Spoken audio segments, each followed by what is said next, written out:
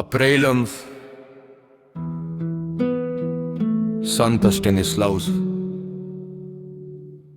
ओमन अप्रैल को कैथोलिक कलीसिया 9वीं सदी के धर्माध्यक्ष और क्राको के शहीद संत स्टेनिस्लाउस की स्मृति का सम्मान करती है, जो राजा बोल्स्लॉस द्वितीय के हाथों विश्वास के लिए शहीद हो गए थे। उच्चारिमसार में संत घोषित संत स्टेनिस्लाउस पोलिश राष्ट्र और लोगों के प्रिय संरक्षक हैं। अपने ही देश में आत्मे दच्छत्लों में उनकी मृत्यु की तिथि के रूप में उनकी यादगारी मनाई जाती है। धन्य योहन पौलुस द्वितीय, जो संत पिता बनने से पहले संत स्टेनिस्लाउस के कलीसियाई क्षेत्र में क्राको के महाधर्माध्यक्ष थे, ने अक्सर अपने परम धर्म पीठ के दौरान उन्हें श्रद्धांजलि दी। दोभोतला ने उमेश कलीसिया को लिखे एक पत्र में उन्होंने याद किया कि कैसे संत स्टेनिस्लाउस ने हमारे पूर्वजों के लिए ईश्वर में विश्वास की घोषणा की और उनमें शुरू किया यीशु ख्रिस्त के दुख भोग और पुनरुत्थान की मुक्तिदायक शक्ति। उन्होंने संस्कारीय विवाह के आधार पर परिवार में नैतिक व्यवस्था की शिक्षा दी। उन्होंने राज्य के भीतर नैतिक व्यवस्था की शिक्षा दी, यहां तक कि राजा को भी याद दिलाया कि अपने कार्यों में उन्हें ईश्वर के अपरिवर्तनीय कानून को ध्यान में रखना चाहिए।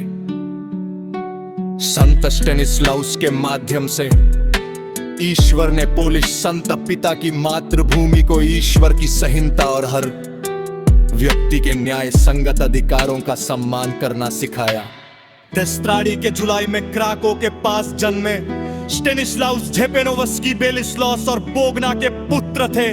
उनके माता पिता कुलीन वर्ग के सदस्यों ने कैथोलिक विश्वास के अपने अभ्यास में बहुत उत्साह और परोपकार दिखाया।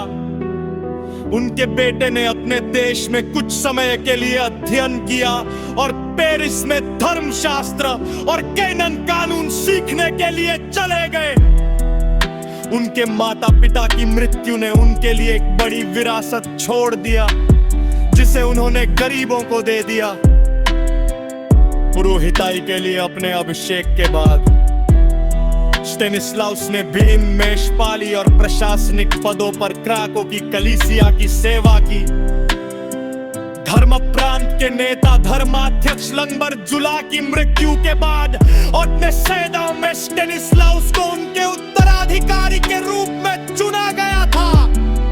वे पद नहीं चाहते थे, लेकिन संत पिता अलेक्जेंडर द्वितीय के आदेश को स्वीकार कर उसका पालन किया। ऐसा करने के बाद वे सुसमाचार का एक साहसी प्रचारक साबित हुए। इस साहस ने उन्हें पोलैंड के शासक राजा बोल्स्लॉस द्वितीय के साथ संघर्ष में ला दिया, जो अपनी हिंसक और भ्रष्ट जीवन शैली के लिए कुख्यात हो रहा था। उनके निंदनीय व्यवहार और अन्य मामलों पर कई विवादों के बाद स्टेनिस्लाउस को राजा को सुधारने के अपने प्रयासों में कोई सफलता नहीं मिली।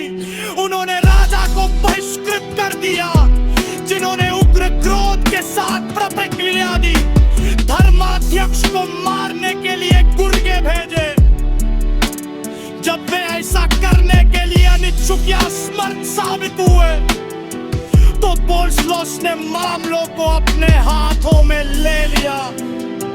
उन्होंने स्टेनिस्लाउस पर घात लगाकर हमला किया और मिस्सारपन करने के दौरान उन्हें तलवार से मार डाला।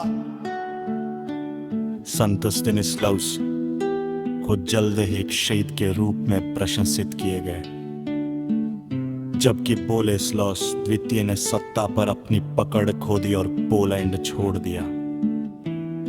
कहा जाता है कि बाद के वर्षों में हारे हुए सम्राट एक मठ में रहे तथा हत्या का पश्चाताप करते थे।